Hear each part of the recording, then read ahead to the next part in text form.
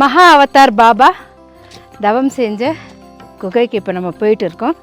இதுதாங்க மேலே ஏறுற வழி.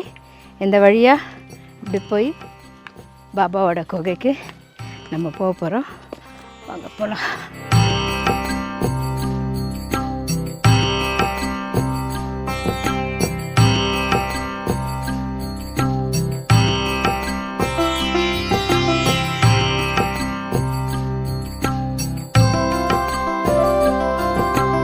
இவ்வளோதான் பாதைங்க, ஒரு அடிக்கிட்ட இருக்கும், அவ்வளோதான். கொஞ்சம் ரிஸ்கியான பாதை, மெல்லமாக பார்த்து வரணும்.